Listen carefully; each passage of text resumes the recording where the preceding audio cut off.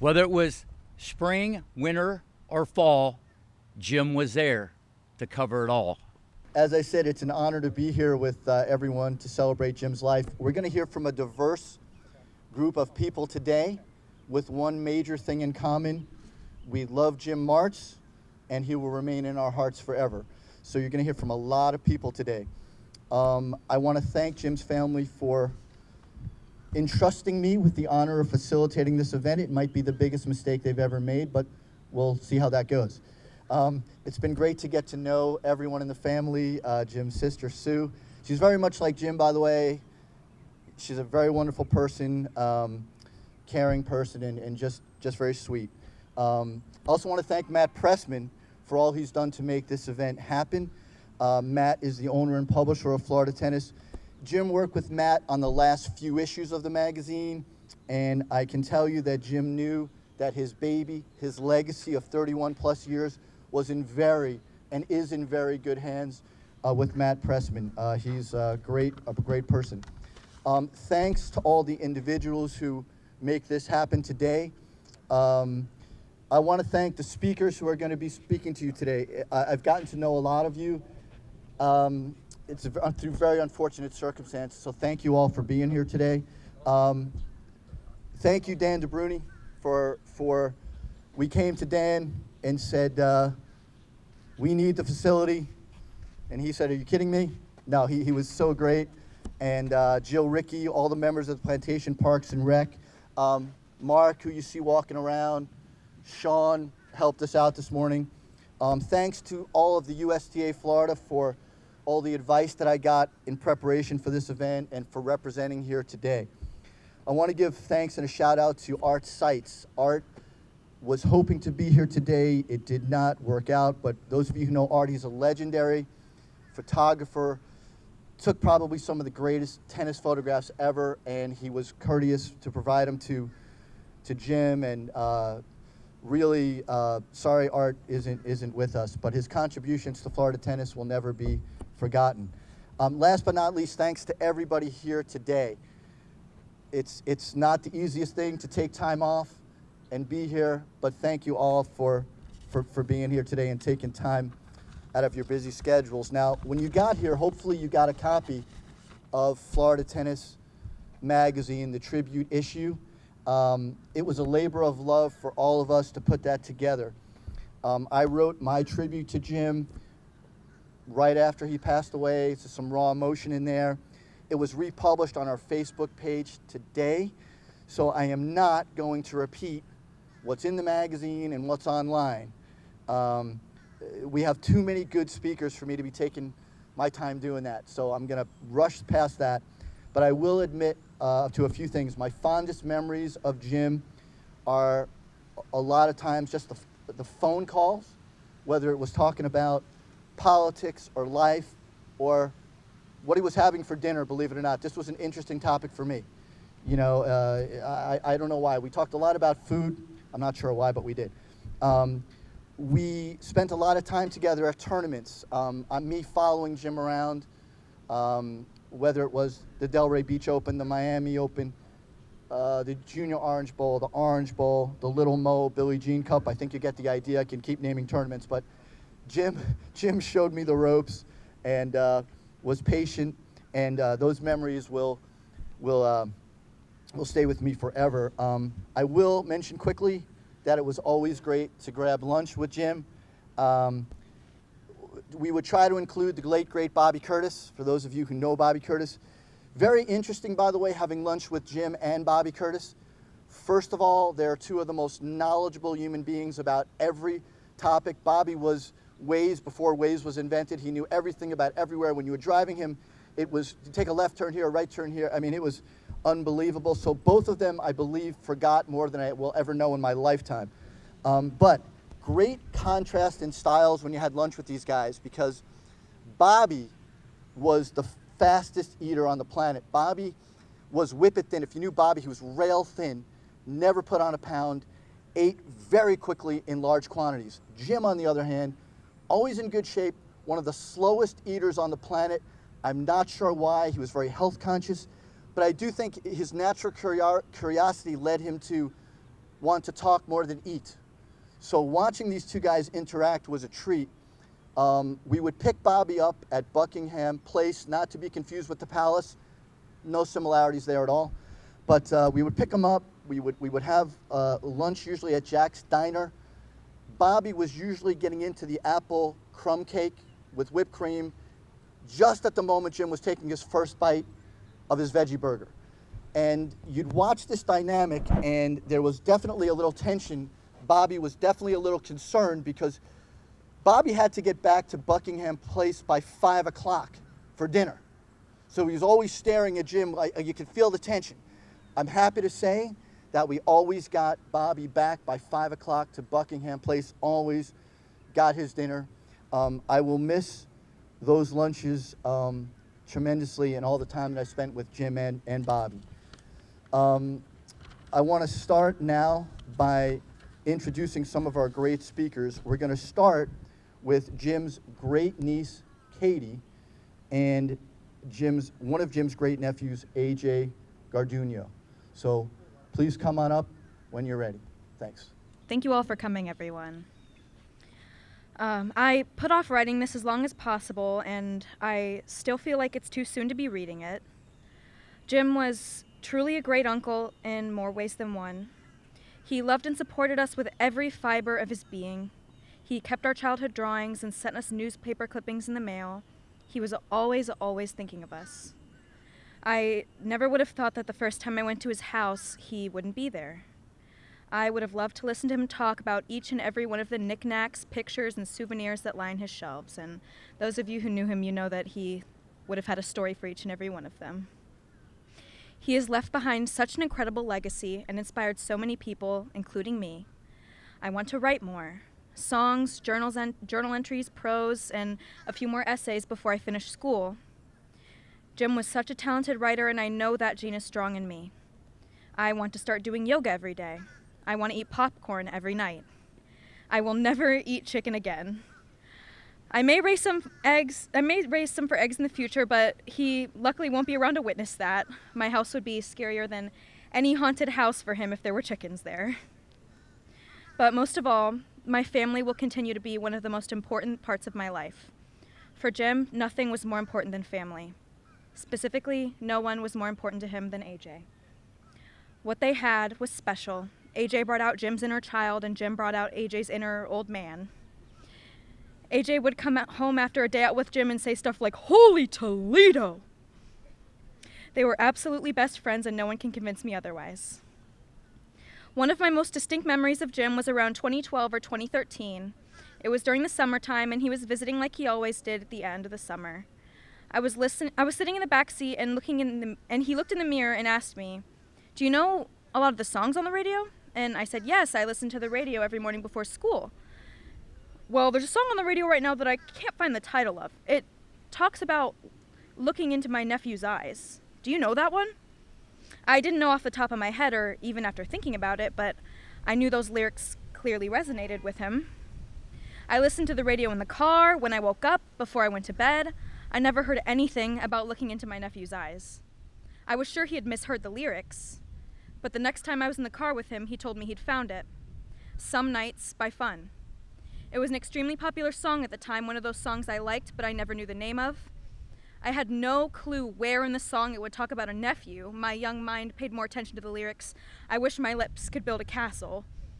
But sure enough, towards the end of the song, there it was. I know Jim really wanted me to start performing again. He always encouraged me to follow my dreams and share my gift with the world. So today I would like to share with you all the lyrics that resonated with him. My heart is breaking for my sister and the con that she called love.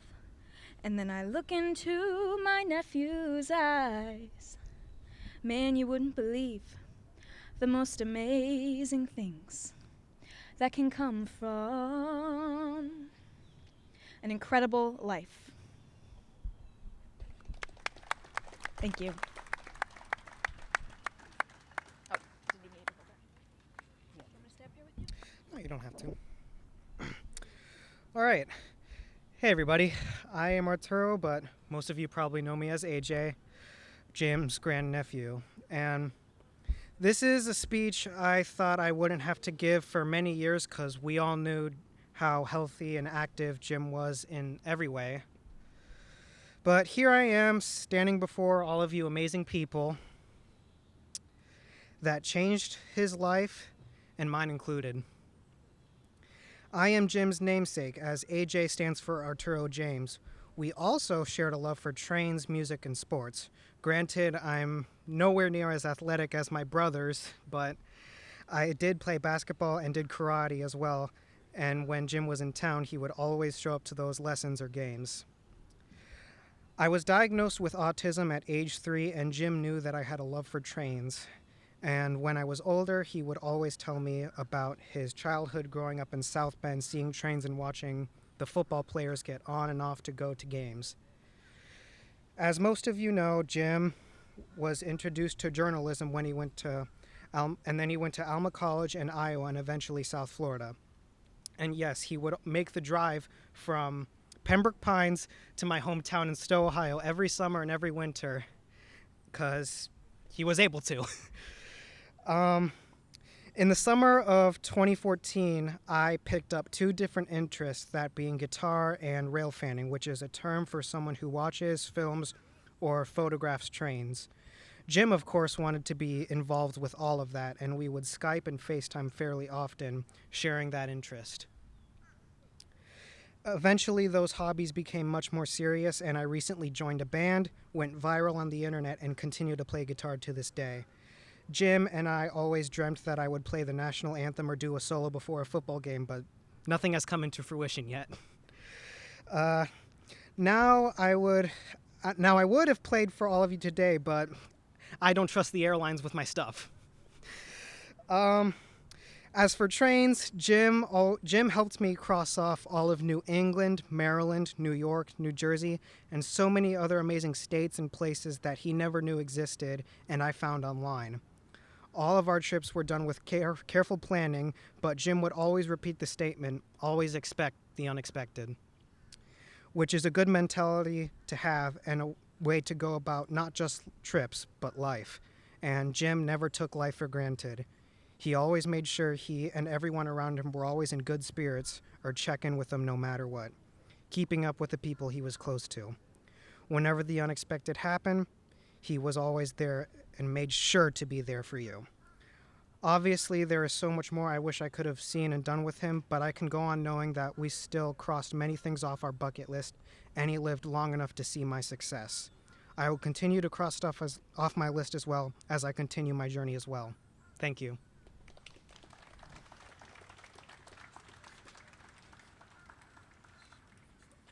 Hi, everyone.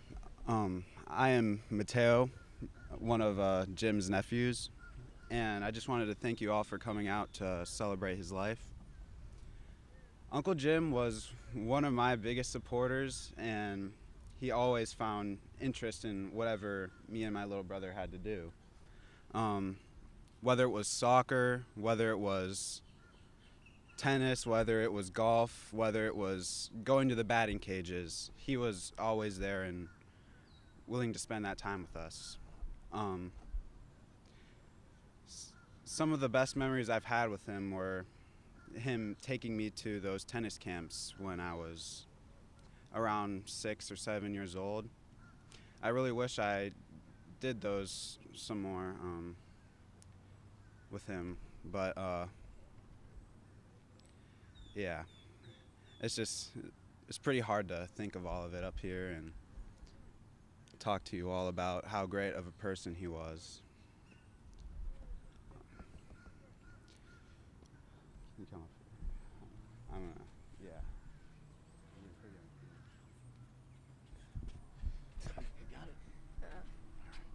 Tricky. I can hold it. You got it? Yeah. Hello everyone. I'm Antonio. I've had many experiences with Jim throughout my life, but I am most grateful for the time I've spent with him in Tampa for my soccer tournament in December. My soccer team made it to the Super Y Finals in Tampa, and since it was so close to Jim, he decided to drive up and watch me. And through his binoculars that he brought, he watched me score the first goal for my team, and he went crazy. Jim and I went to restaurants together, we shopped together, and we hung out together in the hotel rooms. And for the most part, Jim was having the time of his life, apart from arguing with the hotel worker about charging him extra for the night. Jim even asked me to sign a picture that he printed of me, and he said, I want to be the first person with the official signature of me when I become a famous athlete. My team ended up making it to the semifinals, which would cause us to spend another day in Tampa, which sadly Jim had to head home. Keep in mind, this was less than 3 weeks away from Christmas when Jim would head up to Ohio and spend it with us. But the last thing Jim said to me before leaving was, "See you in 2 weeks," which now we know isn't going to happen, sadly. But I just came up here to share an amazing experience I've had with Jim and how lucky I am to have it. Jim was an amazing uncle, and he touched my life as well as many others. Thank you.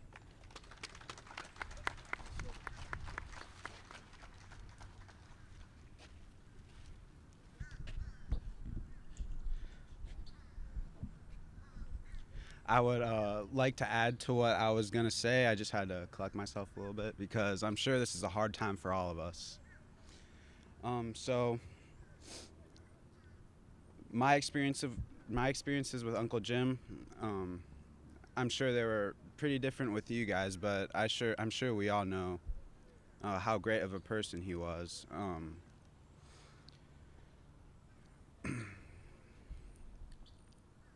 Just me and him used to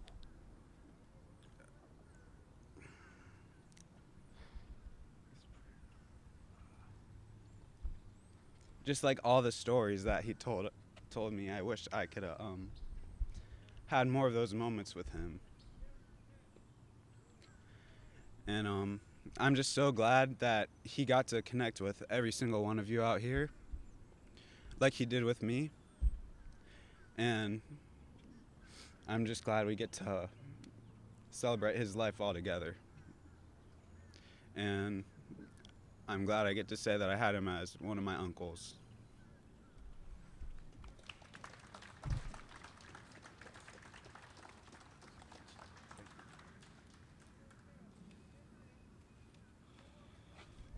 I want to thank Katie and AJ and Mateo and Antonio. It is not easy to say what they said, and thank you so much for what you've said. I want to call up now our next speaker is Lisa Puglisi Lacroix. She is from an organization that Jim loved called Love Serving Autism. At the Delray Open earlier this year, I got to see Lisa firsthand in action, and they do amazing things for the community. Lisa? Good afternoon. My initial encounter with Jim Martz left a lasting impression on me. Although my background in Florida junior tennis and collegiate tennis had crossed paths with his, it wasn't until my involvement with Love Serving Autism that I had the chance to truly connect with Jim. In January 2017, when I shared images from our inaugural tennis program in South Florida, his immediate offer to feature the photos in the Florida Tennis magazine showcased his unwavering dedication. Throughout our ongoing communication over the next few years, Jim revealed his passion for visiting Ohio to spend time with his amazing nephew, AJ. They shared a mutual interest in attending rail fanning events, immersing themselves in the world of trains and railroads through observation, photography, and learning. Jim regularly updated me on AJ's achievements, from speaking at his school during Autism Acceptance Month to becoming a self-taught guitarist, amassing hundreds of thousands, if I'm correct, of views on YouTube. Jim eagerly anticipated attending AJ's high school graduation ceremony in May 2023. Our annual meetups at the Delray Beach Open, where we hosted the Love Serving Autism Adaptive Tennis Clinic every February, became a cherished tradition. Jim took immense joy in being on court with the kids, interacting with the families, and featuring the clinic in the Florida Tennis magazine. His pride in supporting Love Serving Autism and organizations like ours promotes inclusion in tennis, and he was consistent with this. And in tribute to Jim's steadfast commitment to celebrating neurodiversity, we really wanted to carry on his legacy, so we did open Jim Martz Memorial Scholarship Fund, which supports children and adults with autism to learn the sport of tennis. So with our goal for the scholarship to really embody Jim's values and spirit. So we will greatly miss him. I'll miss him seeing him at the Delray Beach Open on court with us. And thank you all for being here today.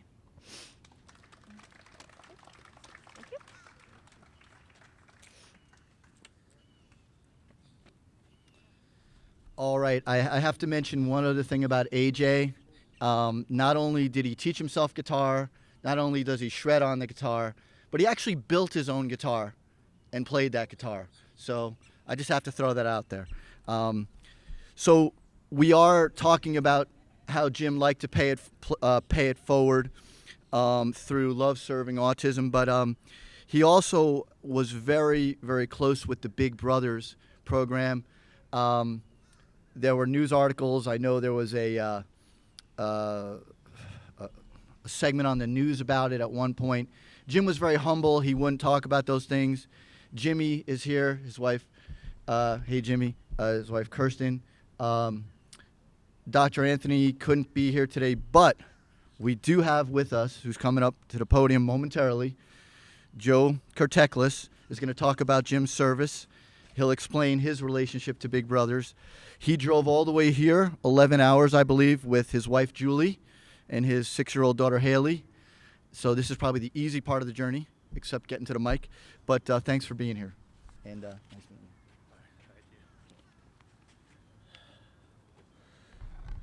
you. All right, hello everyone. My name's Joe Kurteklis. I was one of Jim's little brothers.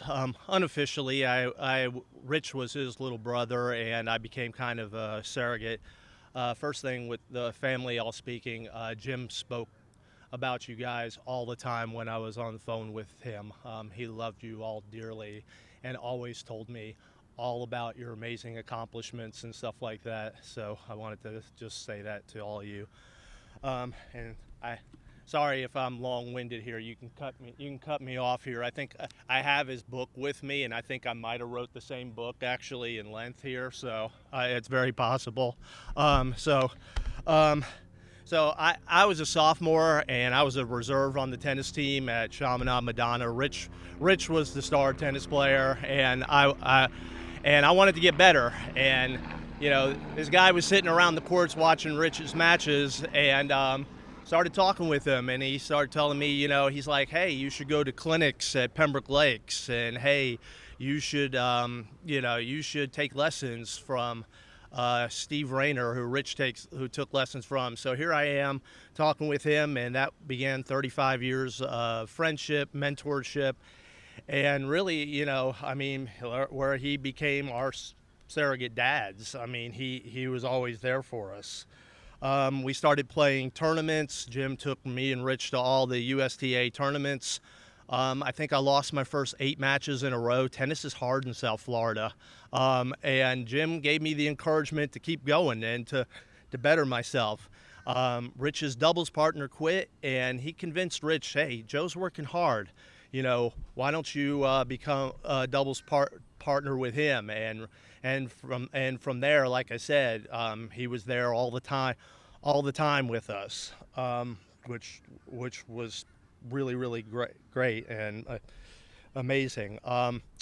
But in order to get through this speech, because I know, as you guys have come up here, it's hard to speak. So I'm gonna a little bit of humor of way. Rich and I were not the most easy teenagers to deal with.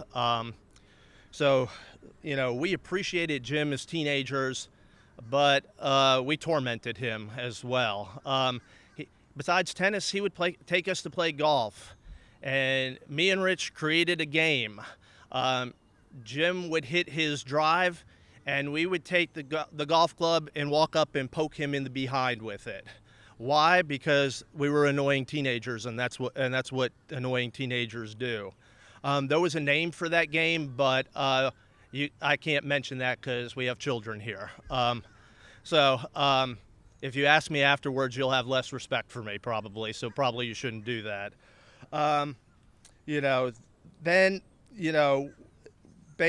Basically, Jim also did stuff with us to try to help us grow and mature.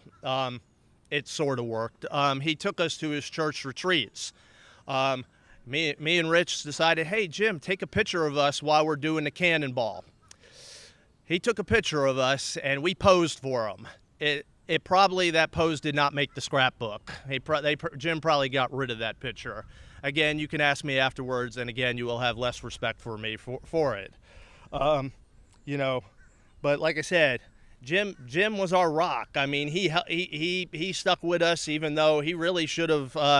I became his adopted little brother. I should have been kicked to the curb for some of the stuff. And there's lots of stories like that. But Jim knew my parents were getting divorced in high school, and he knew I needed him and guided me and tried to keep me focused. He tried to keep me on track with tennis and school, keep me from going off the rails, because by these stories you could already tell I'm partially off the rails anyway with some of this stuff. Jim, as being single and no children of us all, we were his children. We were Jim's children, and he was very much like a dad to me, and I'm sure to Jimmy as well. Sorry. Another thing Jim did, he took us to Bear Lake, Michigan with us. He took us on vacations with us, and we found a tennis tournament we wanted to play up there, a couple hours away, and me and Rich, we won the doubles tournament, and you could just see how proud he was of all the hard work we put into our tennis and stuff. You just radiated, like he said, how proud he was of his family, and we were his family as little brothers, and he was so proud of us, and with that, But I will tell you, at this tennis tournament, and this will shock all of you, I actually made Jim Martz curse out loud. That's something that would never happen, and I'll tell you the story behind that. So. I was playing singles, and I was in the finals, and I didn't have a very good temperament sometimes when I was losing. In the tennis world, it probably would have been across from McEnroe then and Kyrgios now. It was not a good temperament. I was having a bad time, and I lost a key game in the second set, and I didn't hear this, but Rich heard it, and Rich heard him say, and Jim admitted to it afterwards. He said. And Haley, close your ears. He said, "Damn it, there goes the match." I found this out afterwards.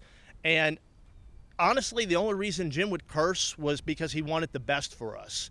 And he really, really wanted me to win that match, and all the hard work I put in. And afterwards, I told Jim, I said, if you really wanted me to win that match, I should have heard that at the time. I would have won that match for you if I heard that. If I heard that come out of your mouth, because really, honestly, I just, at that, looking back on it now, I just would never want to disappoint that man ever. And I know he would never feel that way, that I would disappoint him, but I definitely never wanted to disappoint him. So. Couple more things I wanted to add. I'm sorry, I'm taking up a lot of time here. As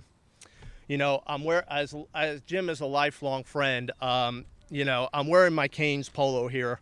After I got done teaching from my day, I'm a history teacher, and I drive home about 35, 40 minutes. We would always talk Canes. We talk football. We talk what happened in the game, analyze the game. But we'd always talk history. I'm a history teacher, and our conversations would be about Jim's articles and stuff he wrote. He would quiz me sometimes on some of the events that happened. And as I have, like I said, I got his book right next to me.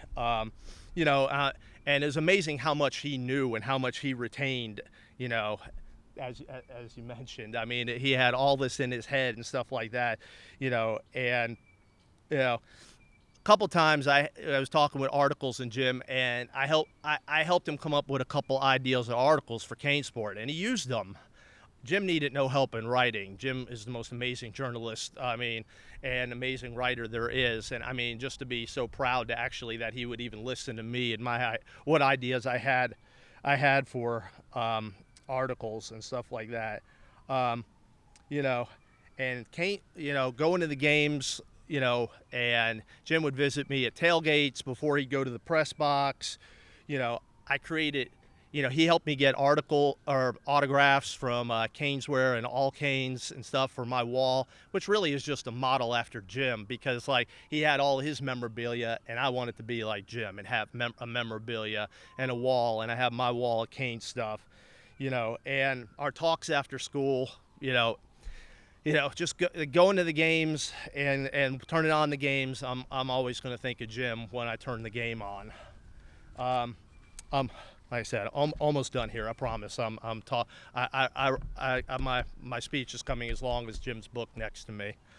The big brothers and stuff. The one thing Jim did as far as in our lives as we had kids was Jim was a grandparent to Jimmy's kids over there. He talked so lovingly about going to the baseball games and watching your kids pitch, Jimmy. It was just, and Jimmy and his wife Kirsten. He loved spending time with you and talked about it all the time. I'm glad your kids got to grow up with him. And with Haley, he spent time with Haley when we went to Cleveland in the Rock and Roll Hall of Fame. He took me over to Canton. I really, really wish he would have got to see Haley take tennis lessons. I talked about coming down to Florida and doing that and making that happen, and I never did. I talked about we possibly going to Wimbledon, and Jim would be the most amazing tour guide at Wimbledon and stuff, and I never did. Don't put things off, y'all. Make things happen with your families. I have very few regrets with me in Jim's life. It's just him not getting to be a grandparent to Haley like he was to Jimmy and Kirsten's kids. So one of these days I'm coming down to Florida on vacation, and I'm going to do a tennis lesson down here in Florida with Haley in Jim's honor, because that's what I should have done when he was here with us. This last conversation, I've kind of kept to myself for a couple months. Haven't told my wife Julie or anything like that. But something he said to me a week before he passed was, and he said this to Sue, was he saw the Holy Spirit. He mentioned this to me. He said he mentioned this to Sue, and I didn't know what to say to him when he said that. He mentioned that to me. I was a little scared because I felt after when I heard that he may not be here with us much longer. But I kind of understand that he was at peace with everything he did in his life. He did so much good here, and it was his time. It was his time to go interview Arthur Ashe. Again, it was time, for him to see Bobby Curtis again. It was his time to go see Coach Frazier and to see Coach Snellenberger. Jim on his Facebook page said, "A good editor never sleeps," and Jim's busy up there interviewing and writing articles. There's no deadlines up there, Jim.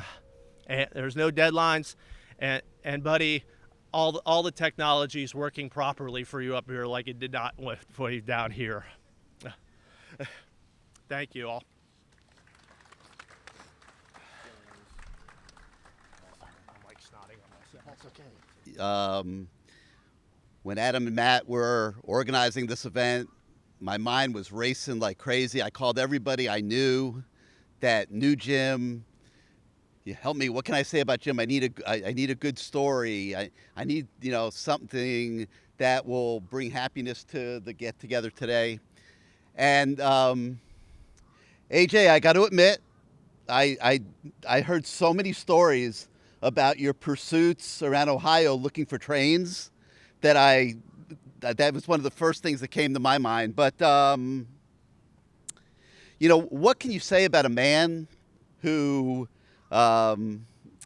he lived his life as a straight arrow? That's the best way I can describe Jim. I've known him for God, like the greater portion of my life, really, from the days I walked into the Miami Herald back in 1979. I don't want to date myself here, but Jim was one of the first people I met, and just an absolute straight arrow for more than 4 decades. Unlike, honestly, anybody I've ever seen in my life. I mean, I could not compare him to anybody I ever met. We grew up in the age of disco and the growth of South Beach. I don't remember Jim ever going out to South Beach.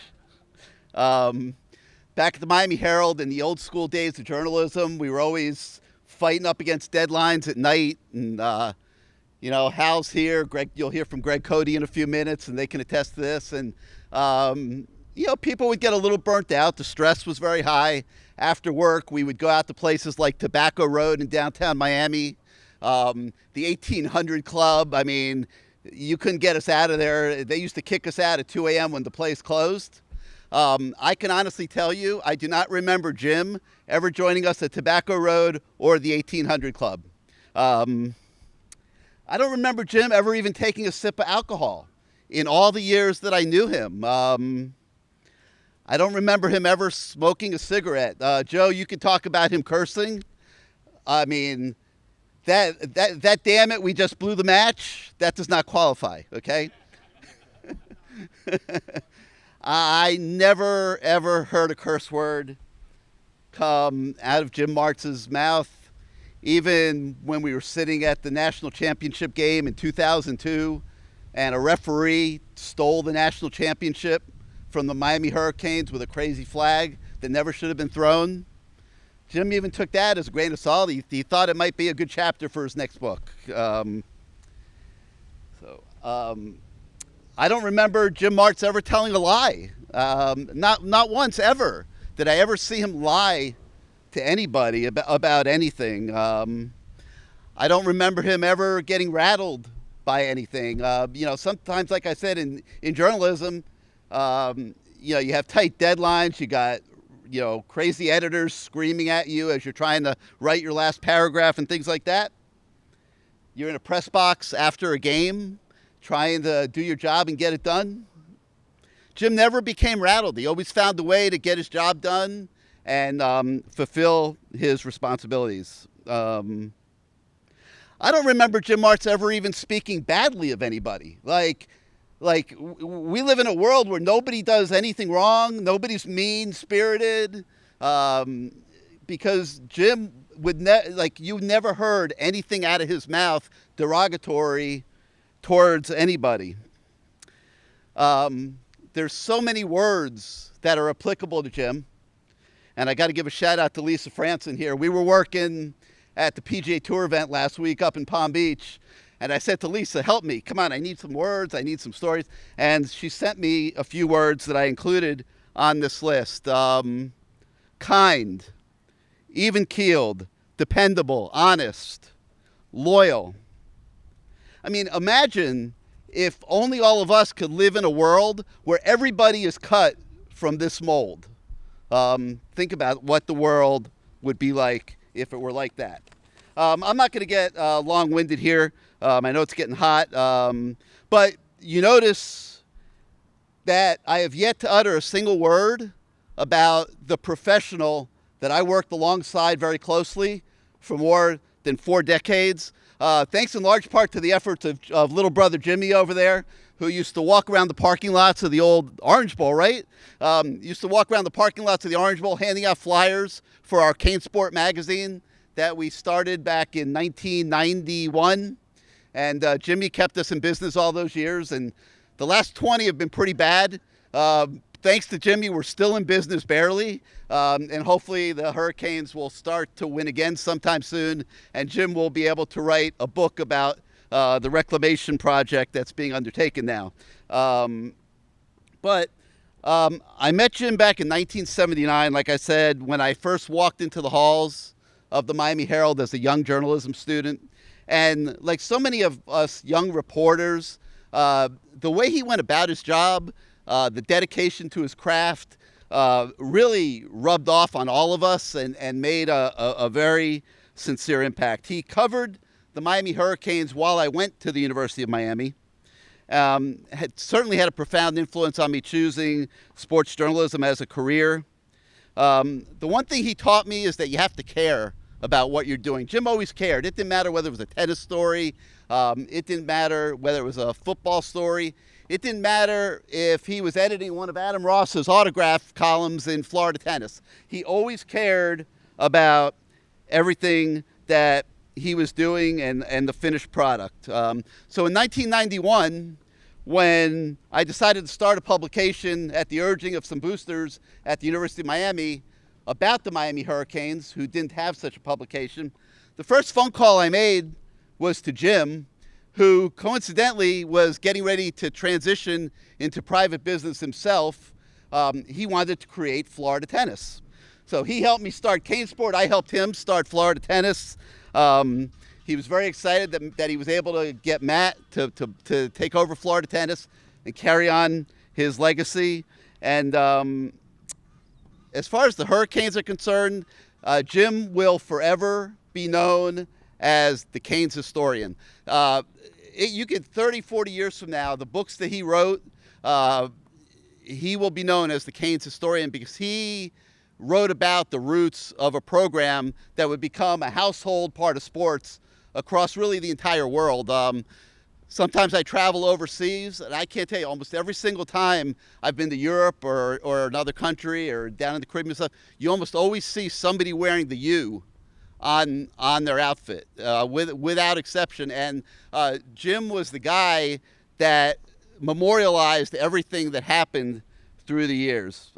He brought to life unforgettable events like 5 national championships, the Gator flop, defeating Tulane on a 5th down, playing 3 games in 8 days, converting 3rd and 44 against Notre Dame, Michael Irvin talking smack to Florida State's Deion Sanders, and Vinny Testaverde being sacked by hamburgers. He rekindled memories of the jet-lagged kids who played 7 road games in one season, including 1 in Tokyo, and of the Ibis mascot being arrested on the field in Tallahassee and then being shot on Bourbon Street. No lie. There was a crazy story that Jim was part of. But as much of his life that was devoted to the Miami Hurricanes, nothing meant more to Jim than his coverage of the Florida tennis community. And that's why it's so appropriate that we're here today standing on center court at this great tennis facility that's been improved magnificently through the years. And Florida Tennis was the official publication of USTA Florida for 15 years, and it became a 3-decade mainstay in more than 500 clubs, parks, resorts, academies, and shops statewide, in addition to having paid subscribers nationwide and maybe some internationally as well. So Jim Martz, he's no longer with us, but his work at Cane Sport and his work at Florida Tennis and his legacy in the college football and tennis worlds is going to live on forever, as well as the human being himself. And words can't express how much he's missed. He's been an integral part of my life, like I said, for 4 decades. He made an indelible impact on so many lives. You've heard from the big brothers, you've heard from the family members, and that's really what it was. That was Jim Martz every way, and words cannot express how much he's missed, and I certainly will continue to miss him for certainly the rest of my life. Thank you, everybody. So Jim was, and I hate using him in the past tense. I have to get personal because you all know about his family and everything, and I met many of those little brothers at Key Biscayne and all over the place. But Boston University grad student trying to get into broadcasting, TV, writing. I was 30 years old, just had a baby with my lovely wife, Maria, and I was working for the Middlesex News, going nowhere really. And my wife was having a rough time alone with the kid. I wasn't helping. I was interning in Derry, New Hampshire, and going to school, getting my master's. It was a really difficult time. She said, and her parents moved from Hicksville, Long Island to Hollywood, Florida. She basically said, I'm moving to Florida. Are you coming? And I did. I'm glad I did.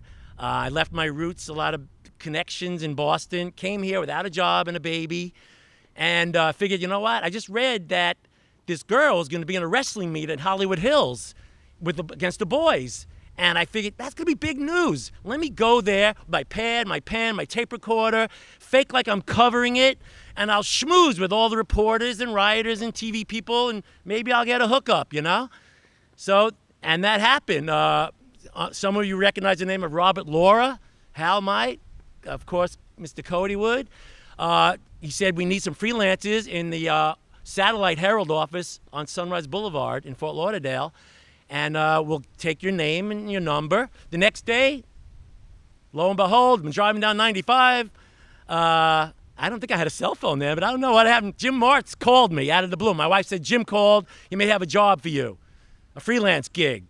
Started me rolling. He said, hey, Harvey, I want to cover Ron Guidry's comeback for the Yankees at spring training.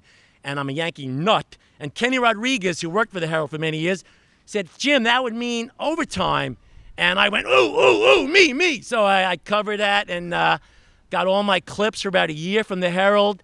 That helped me get other jobs, freelancing for Associated Press. And of course, I was proud to be on the banner of Florida Tennis and Cane Sport right from the beginning for many, many years, contributing to both wonderful periodicals. And even over the years, I've still contributed to it, even though it couldn't pay me. I wasn't Rick Macy. I didn't have to do any advertising or Bollettieri, but I still wanted to be in that publication because I was proud to be associated with Jim and Gary's wonderful publication. Even recently, I covered the Junior Orange Bowl with Jody up there, and they let me run my Junior Orange Bowl advances and wrap-ups in there. So I was doing publicity for the tournament. I was always just so happy. So Jim helped me realize, he kick-started my career. Eventually, I landed with the Sun Sentinel, covering tennis. Unfortunately, when I got the beat from Charlie Bricker, they stopped covering Grand Slams. So I couldn't go to the French and Wimbledon on the paper's dime because the papers were struggling. I couldn't even cover the U.S. Open, and I begged them because I said, I'll stay with my mother and my brother. I won't charge you for hotels. No, they said that budget is in the L.A. Times, and we couldn't do it. So I get laid off from the Sentinel about 2017, I believe it was. And Jim helped me realize another dream in my life was to cover the U.S. Open. He got me a credential, and I covered the first week of the U.S. Open for Florida Tennis. Again, one of the proudest moments in my career. We hung out at the Key Biscayne Miami Open every year for 30 years. I begged him to drink with me at happy hour, to no avail. I tried to get a curse out of him. No chance, as Gary and Joe said. Just the kindest, gentlest soul that I ever met. As Gary said, never a bad word about anyone, except an editor who maybe missed a typo or a bad headline. Jim's ire would get fired up. And gosh darn it, that editor really blew that one. But just a lovely man. Last time I saw him at the Orange Bowl here, I actually had a little, not a beef with him. I said, hey, Jim, I just did the retirement story on Jody Steinbauer, and you didn't give me a byline. It's Harvey. She never sent me a byline. I didn't know you wrote it. I forgive you, Jim. I love you, Jim. One of the sweetest men I've ever met, and his legacy will live on forever, thanks to Matt and Gary. I'm just proud to be here, and thanks, everyone, for listening.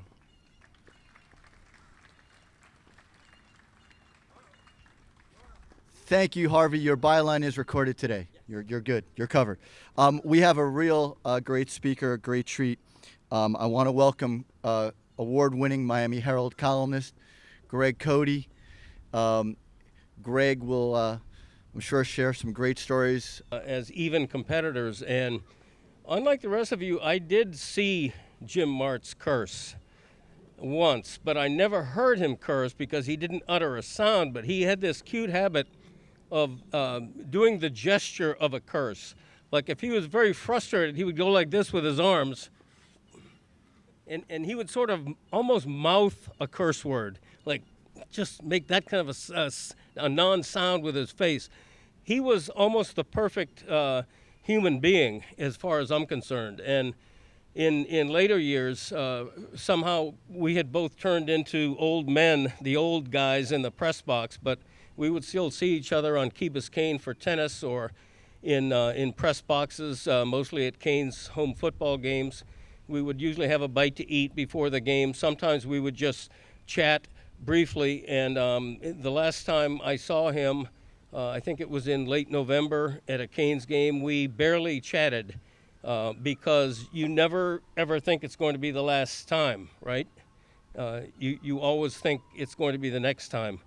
And so we all, I think, from this have a renewed appreciation of just appreciating who we love, and you can never tell them too much or show gratitude too much. And I want to tell a story that is going to briefly take you all back to prehistoric times.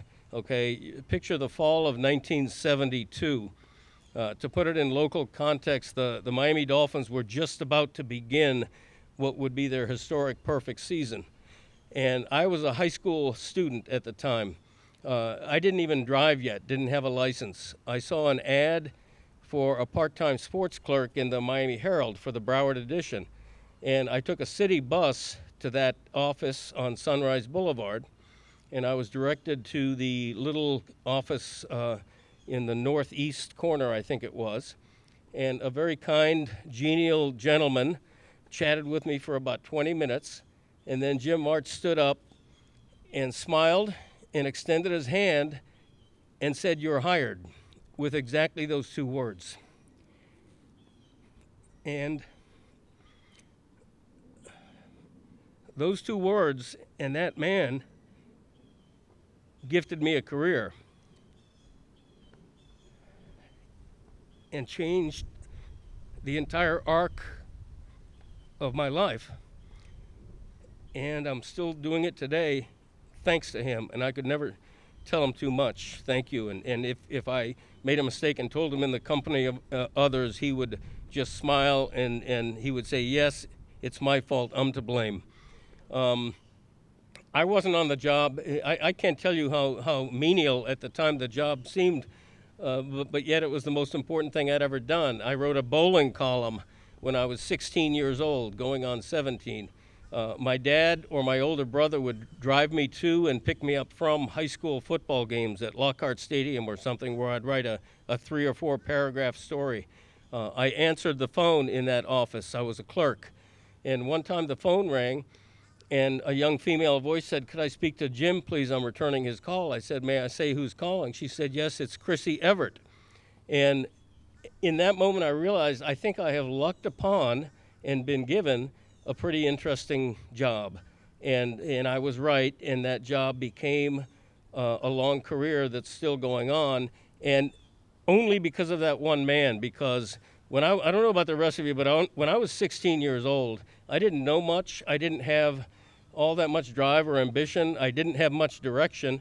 I didn't have the grades to get a big scholarship offer. My parents didn't make much money, didn't even know if I was going to go to college, didn't know I had any writing skill whatsoever or any intention of writing. But when Jim said, "You're hired," the world seemed to open up for me. My eyes opened up, my future opened up, my ambition blossomed. I saw potential. And now, and all the Big Brothers family here can appreciate what I'm going to say, Jim taught me the importance of mentorship, the idea that you have the power to be such a profound influence in the direction of someone else's life. And I know Jim was that for a lot of us. He was absolutely that for me. I can't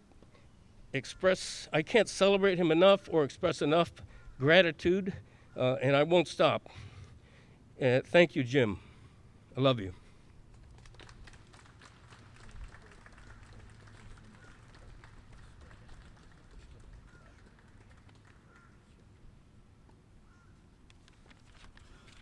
All right, thank you so much, Greg. We've talked a lot about the non-tennis world so far. We're going to get very, very tennis-centric now. We're going to begin with Laura Bowen, the executive director of the USTA Florida.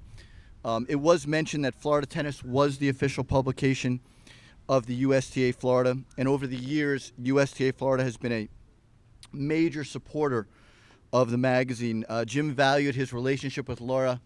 What people may not know is I actually started as a journalist. So 25 years ago, I was an English literature major, and I wanted more than anything to be a reporter and a journalist, and I got to do that as a career, and it was phenomenal. And when I came to USTA Florida, one of my very first jobs as marketing director was to actually work the booth at Delray Beach, and Adam's laughing as we have many, many stories about the booth at Delray Beach, and our job in the booth was to promote tennis. That's our mission. So we'd gather a lot of promotional items and we'd put them in the booth and we'd try to convince people to join or renew their membership, and we'd give them gifts to do it. And you might be surprised to know that it was a hard sell. People would say, oh, we get better things online, or I already renewed my membership. But there was one item that we had in the booth that we could never keep enough of. And from the very, very beginning, we would get these boxes of Florida Tennis Magazine in the booth. And so people would walk by and we'd say, hey, do you want to renew your membership? And they were like, no, but can I have that? So I quickly learned that this wonderful man, Jim Martz, published this magazine, and it was the most popular thing for promoting Florida tennis. And over the years, I got to see Jim every year, and then I would see him other times, and he would come up to the office and we'd talk about tennis. And for me, someone who didn't have a tennis background but had a journalism and a writing background, this was a man I really understood and could talk to, because the way that he promoted things, the way that he cared deeply about things, and the way that he supported things was through his words and his writing. His natural curiosity, which Adam mentioned earlier, his passion for writing, and his love of sports and his family are something that I admire and respect. I have a niece and 2 nephews, and if they feel half of about me the way that you all felt about Jim, then I'll consider that a life well lived for me. One of the things that was spoken about with Jim in the University of Miami is he served as the historian for the University of Miami. What you may not know is that Jim really served as our historian as well. He wrote our book for our 50th anniversary, and just a few months ago, before he passed, we had a call with him to discuss all of the stops on our Florida Tennis Trail that we're celebrating this year as part of our 75th. And there's no one else, I think, that would have been able to sit on that call and look at all 40 stops and more, and without any notes or paper, be able to tell us exactly what they all were, what happened there, and the significance of those. When Jim started at the Herald, USTA Florida was 21 years old. Today we are 75, and for more than 50 years, he dedicated his time in his life to covering tennis, to telling our stories, and to serving our mission, which is to promote and develop tennis for all. We are truly grateful, and when we talk about the legends of Florida tennis, Chrissy Evert, Mary Jo Fernandez, Jim Courier, Marty Fish, Jim Martz is in that class, and he always will be. So thank you all. Thank you for sharing Jim with us. We're very, very proud to have him as Florida Tennis, and we're proud to continue to support his legacy and Florida Tennis Magazine through Matt's work, and will continue to do so for the foreseeable future. So thank you. Well, it wasn't just Laura, but many people said, Adam, this is not an autograph night. Do not get autographs. What's the first thing I did? I break out the cover, the the first cover. Mary Jo's loving it, gives one to her mom, gives one to her sister and her nephew, and I'm like, you mind signing these? She's like, sure. So I got it done. I'm sorry. I apologize. Mea culpa. But that's what I do. I will say one other thing about that night, which was interesting. Tony Godsick, her husband, was there, obviously, celebrating with her. And I did ask him that key question, which is, do you represent any famous players? So those of you who know He represents Roger Federer. He asked security to have me removed at that point. But I got the question out, and that's what I learned from Jim. Get the question out, and whatever happens, happens. But this is a very special court, and from an Orange Bowl perspective, and I'm so glad that Jim had a very strong relationship with the Orange Bowl. And by the way, Don Petrine, Mary Jo's longtime coach, was there yesterday. Shout out to Don. But I want to introduce two very special people. We have Eric Palms, the Chief Executive Officer of the Orange Bowl Committee, and Doug Wiley, the Chair of the Orange Bowl Tennis Committee, are going to speak to us now. And we're lucky to have them here.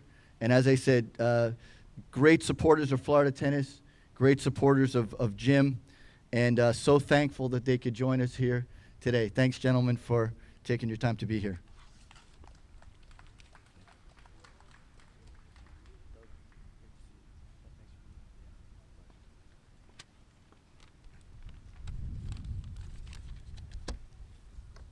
You know, I'd just been named the chairman of the Orange Bowl Tennis Committee, and long before that, however, I was very well aware of who Jim Martz was. I knew of his reputation. I mean, Jim was one of the most prominent tennis writers in the country.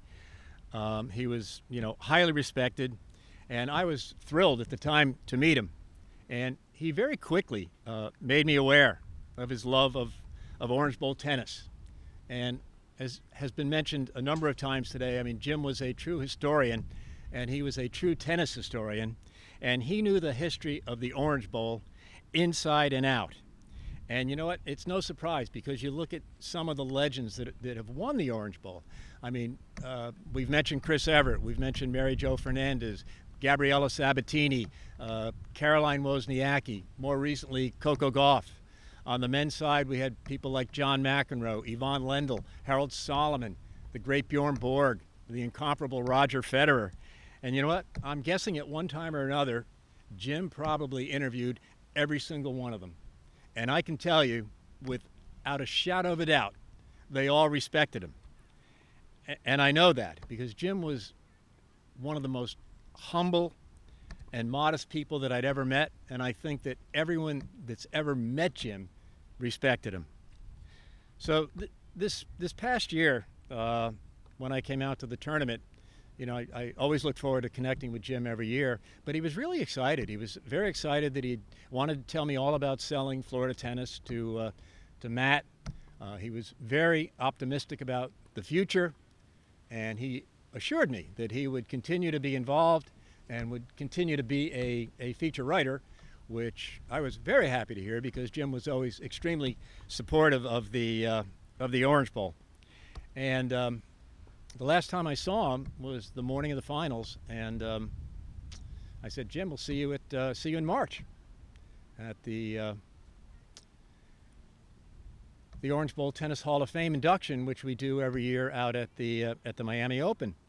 Never did I dream that would be the last conversation I'd have or the last time I'd see him. So a couple of months later when I got the news, I mean, I was just absolutely stunned. I just found it so hard to believe. I mean, I just left him. He was so positive, so optimistic, so looking forward to the future. And just, I can say that when we come out here for the Orange Bowl this year, it's going to be different. And, you know, I think we're all going to feel different. We're all going to know that something is missing. And I think we're all going to know that something is really someone. Thank you. Good afternoon. And look this way and that way. That's where most people are. It's an honor to be here today. It really is. And, you know, I've been the Orange Bowl for 30 years now, counting. And I'm looking at Lisa Franson, who's my longtime colleague. And Orange Bowl's known, as many of you all will follow, for our bowl game and the great history, 90 years and counting.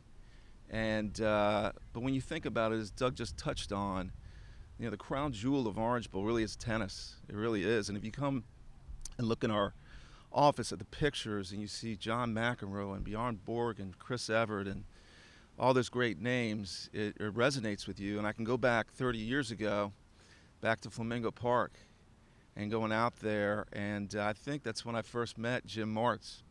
And I'm on staff, you know, at the Orange Bowl. Doug is one of our 400 Orange Bowl committee members. And so I latched onto him. And through the years, it's always been the case when you try to find out about your history, you would go to Jim Martz. And I remember, I guess it was a year ago, when we were doing our Hall of Fame induction at the Miami Open. We were in a room with Jim Courier and so forth, and we were in this project to find out our archival history and try to document it in a way that we just haven't captured through the years. And he was like a gold mine. I mean, it was like, and I said to myself, this guy's a gem. He's a gem. And as Doug just mentioned, you know, it's very fitting that this is where we're at today. This is the court where we saw him for so many years in the past decade. And, you know, I just remember seeing him here in December and talking to him. And when Adam called and shared the news that Jim had passed, you know, I was heartbroken. And I didn't know him like most of you all know him. But just listening to everybody here today, it's just been incredible to see the three-dimensional look at a person that I already thought was very, very special. And so it will be different as we celebrate in the upcoming weeks the next inductee to the Orange Bowl Tennis Hall of Fame. But I can attest to you that on behalf of everybody at Orange Bowl, and for that matter, in the USTA, who is our partner, that he will always have a cornerstone in the history of the Orange Bowl International Tennis Championship. So thank you so much for the honor of being here today.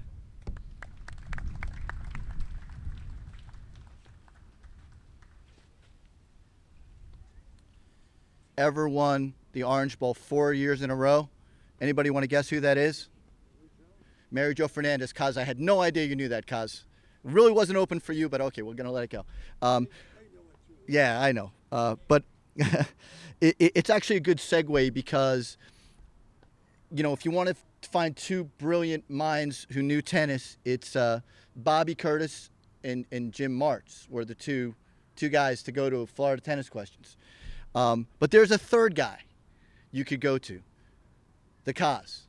So he's not just here to pay his respects. He's of course he is, and he's of course recording this event like he records all the great moments in tennis history. But Kaz, it's your time. Time to speak. Let me be clear on that. Okay, you're up, Kaz. Thanks. Thank you, Adam. All right, you're welcome. Thanks. Good to see you, Kaz. Okay, good to see you. Thank you, Adam.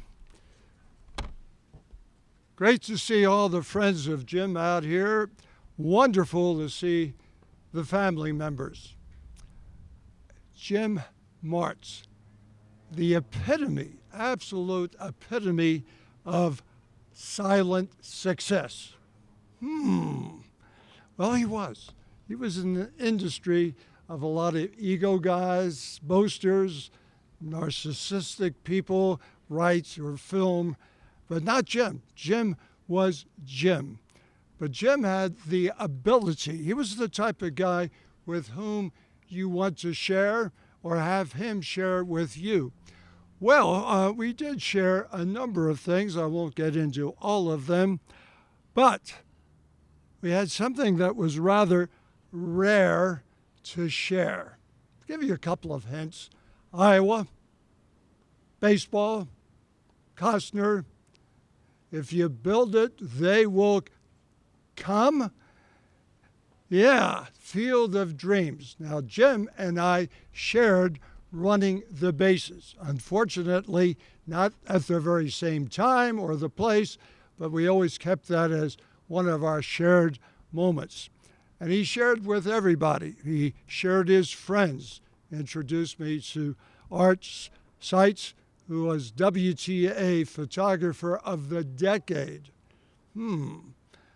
Mr. Tennis for Junior USTA, Bobby Curtis. Adam, a contributor to the magazine with content and all of his collectibles, oldest racket that you have. And I know it's a double-sized wooden grip with no grip, right? One of the older ones is a Bill Tilden match use racket. And of course, Matt, our newest friend who has come in, and you have Jim looking down at you with excitement for your continuation of excellence, a commitment to excellence in media for Florida Tennis Magazine. Good time to give Matt a humble clap. Well,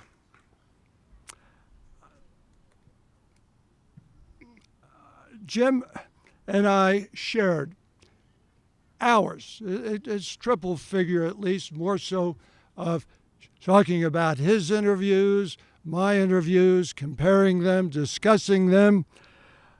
I will remember this very, very much because the day that he awarded me a position in the Jim Martz USTA Florida Media Excellence was a real happening day, an absolute honor. And the honor continues because Jim opened up his goodness in the heart and asked if I'd like to be a contributing writer along with Adam and one or two select others, very select. So that was all good. And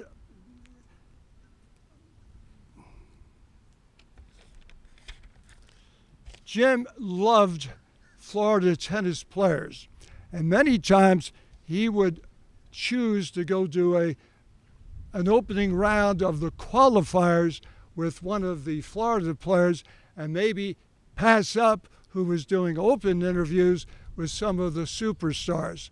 So family within the state of tennis was very close to Jim at all times. Jim and I go back 30 plus years. We did all the U.S. Opens together, all of the Miami Opens, the Delray Beach. So it was a nice knit. And Jim made you feel, he was someone big in the industry. He could take someone small in the industry, i.e. I, and make one feel good. So Jim certainly had that ability to do. Those of us that are, I kind of like this, so I'll share this. As I'm writing for Jim, I would turn in a draft, not always on deadline, Matt, but close to it, you know me. But I would tell him, edit where necessary, and by all means, please truncate where verbose. And I thought something would come back and say, I had to cut, we had to do this. He'd always call or come back and say, I liked it, good as it is, let's go with that. And you can't imagine how that feels to a guy coming from someone of Jim's background. Jim knew that we were tennis junkies, but he never bragged about what he did at the pro level and the college level. So Jim was a person, there is a difference between bragging, all of us can do that, and sharing. Now, hopefully as we get older, we learn how to share more than brag because sharing doesn't have a time limit on it. Bragging does, so it's all sharing when you share anything that you do. Jim, what can I say, my boy? You will be missed. Thank you for the contribution that you made to all of us in some capacity as a big brother, as a family member, as a tennis friend, as a staff member. Jim, you will always, always be missed, but never forgotten. We love you, boy. Thank you very much, Jim. Thank you very much. Oh, it was okay. Thanks. I think I recorded it. You're great, Kaz. Thank you, Kaz. From one tennis legend, Kaz, it's just great to hear from you. His remembrances of Jim, and then he will introduce our final speaker of the day. So Matt, floor is yours. The mic is yours. All right, Matt. A super mensch. That's very nice of you, Adam. Thank you. Kaz, your writing is incredible, by the way. And Adam, your writing is amazing as well. Unbelievable. Where to start? I mean, this has been a amazing experience for me, hearing from everybody and understanding Jim's life beyond the time I knew him, especially from Gary, who spent so much time with him. All the folks at USTA Florida, all the folks at Orange Bowl, the family. My experience with Jim, ultimately I played tennis in college, got a really bad rotator cuff injury, and stopped playing for 25 years. I completely quit the game. I thought that was it for tennis and me. And I started playing about 5 years ago after I had my daughter, Maya. And everywhere I went, I kept seeing Florida Tennis Magazine. Every single pro shop, every single tennis stop I went to, every public park, every academy I used to go to, like Macy Academy. I would try to see if I could get a hit in with some of the pros there, and this magazine was everywhere. And I was trying to learn about Florida tennis, and this magazine gave me the roadmap as someone who was a real tennis guy trying to get back into the sport after 25 years. And I said, my God, this guy Jim Martz is incredible. He's an amazing writer, an amazing editor. I have a background in magazines when I was younger, and I just thought he was incredible. So I called him up. I got a subscription. We hit it off on the phone, and we just really had a great bond from the first time I talked to him. Never would I have thought that first conversation with Jim to lead to where I am right here today. I was fortunate enough to ask Jim if I could get involved with the magazine. When Jim and I went to tournaments all over the Orange Bowl, we went to the U.S. Open together. Todd's here, by the way. Todd flew all the way in from New York. And people would introduce me, and I would say, I'm Jim's intern. And that really was what it was like. I was his intern. I was like, follow him around just like a kid. Like, what do I do? How do you do this tennis journalism thing? It was amazing. He was such an incredible mentor for me. And, it's funny. It was like, what words do you use to describe Jim? Someone else said it before. Looking for those words are tough, Writing this was really tough. It brought out a lot of emotion. It was almost like a father-son relationship, the two of us. And all I can say was that he paved the way for me to learn so much in such a short period of time. I wish it lasted longer. He was so kind, so patient, so caring, so humble. He was such a gentleman in every way, and he left such a lasting impression on me. I will never be the same. He made me a better person in the short time I knew him, and I wish I knew him longer. And so for those of you out there that did know him longer, you were blessed. I feel blessed that I knew him as long as I did. And I'm going to miss him, and I love him. I want to just acknowledge Jim's amazing sister, Sue. We spent a lot of time together, and it was so cool meeting you and spending time, and just it reminded me so much of Jim. It's so nice to see the family here today.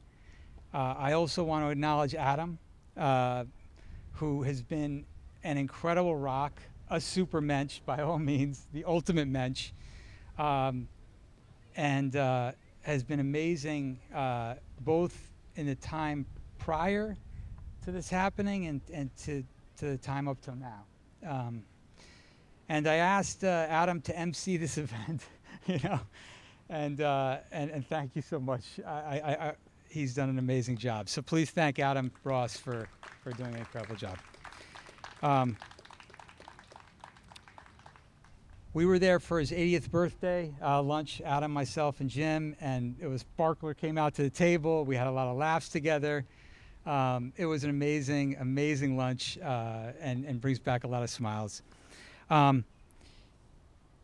So in closing, I just want to thank everyone here that made the effort to come out on a really hot day, on a Friday, to remember Jim, to think about Jim, so that Jim stays with us in our hearts.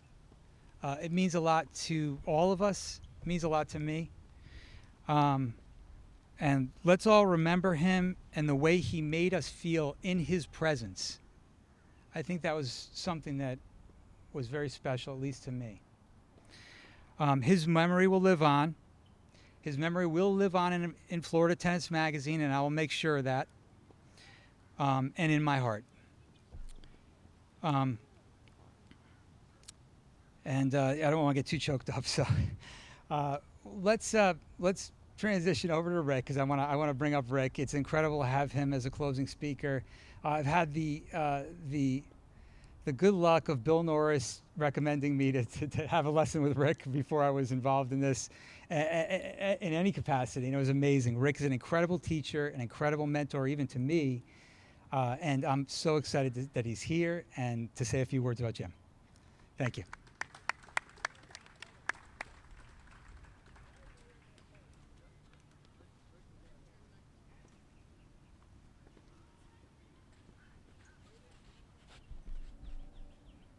First off, I'm just truly honored to be here.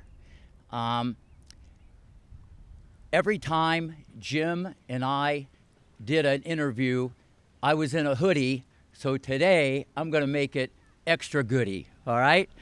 I'm here with Jim to celebrate and inspire, to share his desire for his canes to light a fire and hopefully lift your life even higher. I have to back up a little bit the Miami Herald sports truck to the late 80s, early 90s, to Greenleaf Resort, the Miracle in the Orange Grove, okay? Tommy Ho, Jennifer Capriati, Vince Spadea, two little comets from Compton, California, Venus and Serena Williams, okay? Then in the 90s, in the 2000s, all right, Roddick, Pierce, Moschina, Sharapova, Rude, and Plantation Zone, the scariest little creature I ever taught, Sophia Kennan, all right? Whether it was spring, winter, or fall, Jim was there to cover it all.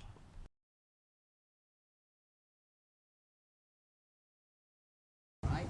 After every interview, Jim's famous line, and Matt knows this, "That's good stuff." All right? Then the book, Macy Magic. And in 6 months, it became Martz Magic. And he said the same thing. "That's good stuff." All right? Then to the movie, King Richard. Jim, me, and his best friend, Mr. Tape Recorder, Rick. "That's good stuff." All right? From Iga to Coco, to the Joker to Carlos. Once again, Jim and me and Mr. Tape Recorder, Rick. "That's good stuff." Let me put a bow around this by saying, Jim was one of a kind.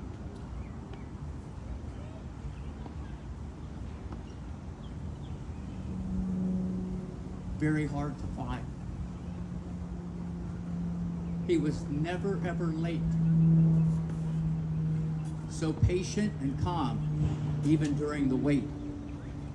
Special Midwest qualities he had to the core.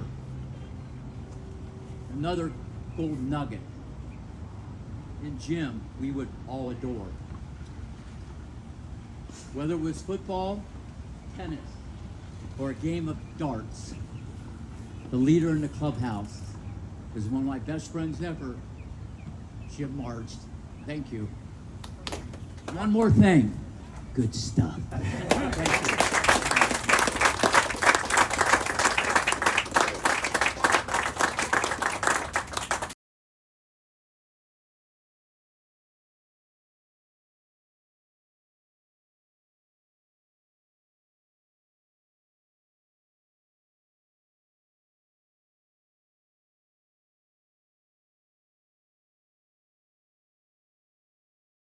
You just published 2 books, Macy Magic and Safe Tennis. Let's start with Macy first. What makes Rick Macy so successful? He started from the Midwest just like I did and sort of fell in to tennis because he'd played all the typical sports, baseball, football, basketball, but went the tennis direction. He's one of the premier teaching pros in the world, and his record proves that. He coached 5 players in their formative years who became #1 in the world. Jennifer Capriati, Andy Roddick, Venus and Serena Williams, and he had a year with Maria Sharapova. And we have chapters about each of them in the book and some other interesting players that he'd worked with over the years, including one who was a singer, dancer, and player named Monique Veely. And guess who her agent was? Donald Trump. Beautiful. Success story there, perhaps, Jim.